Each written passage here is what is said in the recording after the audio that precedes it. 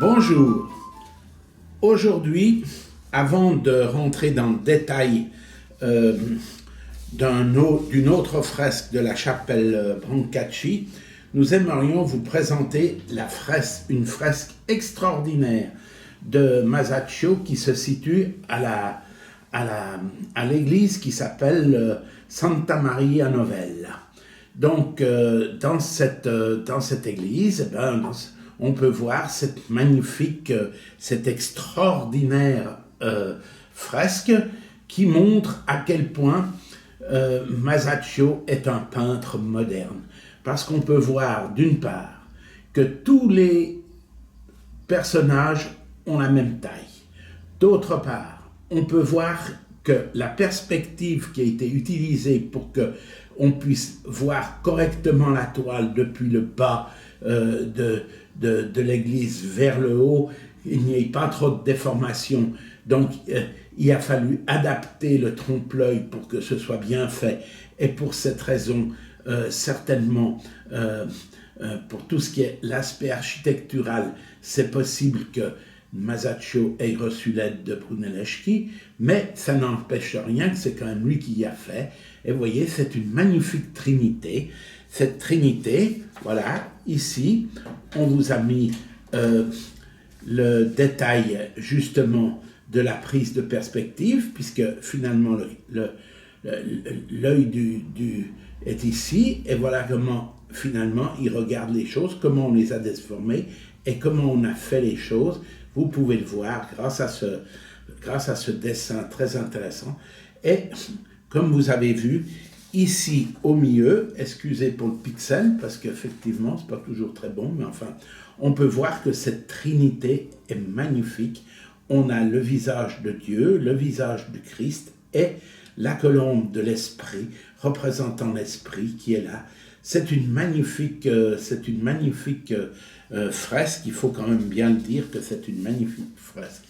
Comme vous avez pu le voir, en dessous de la fresque, et c'est ça qui nous relie avec ce qu'on vous a montré la dernière fois qui était Adam et Ève chassés du paradis, ici il a peint, enfin il a fresqué ce tombeau, ce sarcophage d'Adam. Ce sarcophage d'Adam, en plus grand, ça donne à peu près ça. Vous voyez? Voilà, ça donne ça. Voilà le sarcophage d'Adam, avec ici un memento mori, c'est-à-dire avec une explication que je vous traduirai.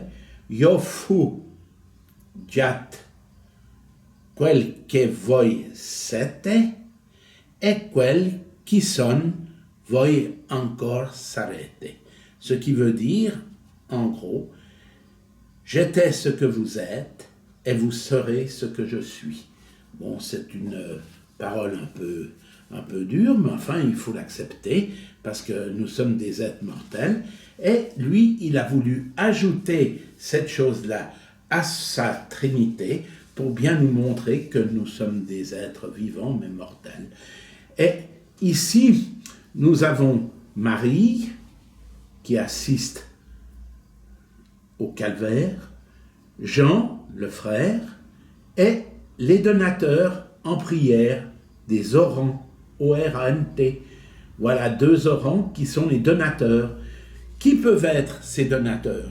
Alors, personne n'est vraiment encore d'accord, mais on s'entend pour dire en gros que c'est probablement Cardoni et Alessio Strozzi. Alessio Strozzi, que peut-être le donateur avec Cardoni, tous les deux étaient prieurs dans cette église. Lui d'abord, lui ensuite, avant de devenir cardinal, etc. Donc ici, vous pouvez voir la beauté de ces détails, de ces personnages, de voir à quel point Masaccio est quand même une personne ayant la pratique de son art en lui et sachant la transmettre sur ses fresques d'une manière extraordinaire. Je viens maintenant pour vous dire la suite de notre étude sur la chapelle Brancacci. aujourd'hui, nous prenons cette partie-là, c'est-à-dire le tribut. Le tribut, donc voilà la reproduction. Voilà la reproduction. Vous voyez, c'est très intéressant. Ici, il y a ce groupe d'hommes qui est arrêté par le percepteur, donc l'exacteur de l'impôt. Voilà, alors il arrête Jésus et ses apôtres qui arrivent à Capharnaüm et il leur demande de payer l'impôt.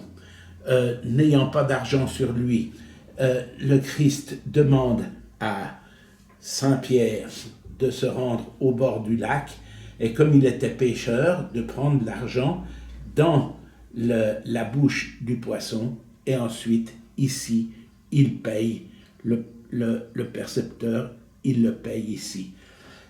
Ce qui est très intéressant, c'est de voir qu'ici, il n'y a rien et qu'ici, il y a une ville qui est née. Donc, elle naît de l'impôt. Donc, c'est très important pour ceux qui voyaient cette fresque à cette époque. Ils comprenaient comment se passait le système de l'impôt. Mais, encore plus extraordinaire, c'est que ici, dans ce tableau, on voit aussi le donateur, donc le commanditaire, celui qui a commandé le tableau, le supposé Felice Brancacci, qui serait représenté en la personne de Saint-Pierre. Ici, on a aussi supposé qu'il s'agissait de la représentation de c'est Thomas, mais ça pourrait être le peintre lui-même, c'est-à-dire Masaccio, et ici, toujours dans une autre partie, dans une autre fresque, on voit mieux le portrait de Masaccio. De toute façon, si on reprend toute cette histoire de paiement de tribut, il faut expliquer plusieurs choses. D'abord, comme le commanditaire ici, Felice Brancacci, a fait une mission pour Florence en Égypte auprès du sultan Selim, qui est un mamelouk, pour le convaincre d'accepter le florin au même titre que le ducat vénitien. Et ici, il s'est fait représenter, justement, on peut voir qu'il prend la pièce d'or dans le poisson, qui est finalement aussi la représentation que lui, il était le représentant ou le ministre dans la société, dans la République florentine, il était le ministre de la mer, donc c'est normal qu'il sache où on trouve l'argent dans le poisson pour pouvoir payer l'impôt, ce qui est peut-être même un peu fort. Voilà, ici, vous voyez bien, là, vous voyez, on voit extrêmement bien, c'est plutôt comme ça qu'il faut voir, il faut le voir comme ça, c'est mieux, voilà. Ici, vous pouvez voir la pièce d'or qu'il va sortir du poisson, ce qui sera d'ailleurs tout à fait navrant pour le Christ, puisque lors de son procès, on va lui reprocher d'avoir payé avec une pièce d'or romaine, et c'est ce qui permettra aussi au Christ de répondre à ses accusateurs, laissez à César ce qui est à César et à Dieu ce qui est à Dieu. Donc c'est très intéressant aussi de temps en temps nous rappeler qu'il doit être exactement notre place. Enfin, toujours est-il que ici vous avez le paiement qui se fait, n'est-ce pas? Il lui met l'argent dans la main, comme nous avons pu vous le montrer ici en grand. Voyez, c'est très bien peint, c'est très bien fait. Pas oublier que la fresque, c'est quelque chose de très difficile. Hein. C'est quand même dans la masse qu'on met la couleur, etc. Donc c'est quand même un travail, c'est un vrai travail. On peut voir ici le détail des mains, c'est quand même pour dire, c'est extrêmement bien fait. Il lui dépose le montant du tribut. Si on s'est intéressé au tribut, comme tout le monde, en regardant les fresques de la chapelle Brancacci, il faut dire qu'en 1427, exactement à la période où Masaccio peignait cette fresque, eh bien, il y avait justement à à Florence la mise en place du catasto. Et le catasto, qui viendra après, qui donnera le nom catasto vient du grec qui veut dire ligne par ligne, en fait, ça veut dire. Donc, ça veut dire que le catasto, ça viendra ensuite le cadastre, c'est-à-dire c'est l'endroit où, à l'époque, à Florence, on allait chez un notaire pour remplir le document qui était déposé au catasto, c'est-à-dire le relevé de tous les biens immobiliers et de tous les biens mobiliers, y compris, et c'est malheureux à dire, y compris les esclaves. Donc nous y viendrons à la fin. Ce catasto, on a trouvé, c'est des documents d'une richesse extraordinaire pour les historiens, qui permet de connaître beaucoup et d'une manière extraordinaire ce qui se fait et ce qui se faisait à Florence, et de voir à quel point finalement Florence en tant que république était en avance. C'est des endroits qui sont extraordinairement en avance par rapport aux autres endroits d'Europe, puisque finalement ils ont déjà la déclaration d'impôt déposée au catasto par l'intermédiaire d'un notaire. Au catasto, ici, ils avaient fait cette représentation de Firenze, vous voyez, magnifique représentation qui figure dans le catasto de 1427. Ils ont fait établir cette magnifique gravure où on voit ici toute la ville. Et cette ville, des étudiants se sont intéressés pour reproduire ceux qui étaient gonfaloniers dans les différents quartiers. Donc ici, on voit les quartiers et on peut voir comment c'est réparti à l'intérieur des quartiers. Donc ici, on voit depuis les numéros 11 jusqu'à 44, on peut voir tous les fragments du territoire de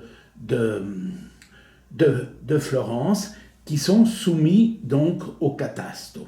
Et ici, vous voyez, il y a des numéros, et ces numéros correspondent à des registres, et ces registres, à l'intérieur de ces registres, on peut retrouver les noms qui nous intéressent. Nous avons recherché les Strozzi parce que nous sommes très intéressés, étant donné que la chapelle Brancacci est liée un peu aux Strozzi, et même pas mal aux Strozzi, puisque Brancacci a épousé Lena Palastrozzi, et les Palastrozzi, ils sont référencés dans le numéro 33, on peut les retrouver, et on peut voir ici que le numéro 33, c'était Léon Rosso, qui était le gonfalonier de cette petite partie de la ville, et dans cette petite partie de la ville où se situaient les biens de Palastrozzi, eh bien, ce Léon Rosso qui tenait le gonfalon, c'est-à-dire le drapeau correspondant à cette partie de la ville,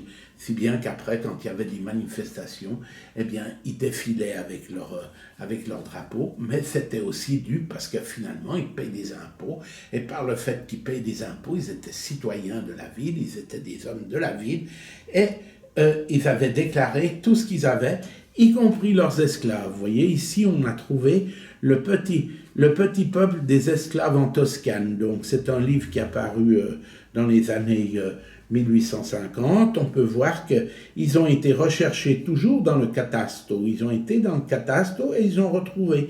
Ils ont pu refaire une statistique pour faire, comme ils l'appellent ici, le troupeau toscan. Donc, entre 1427 et 1428, on décompte 294 femmes esclaves dans les déclarations déposées par les personnes qui ont rempli une déclaration et déposé la déclaration à travers leur notaire dans le catasto. Alors, c'est aussi étonnant de penser que finalement, il y avait des esclaves.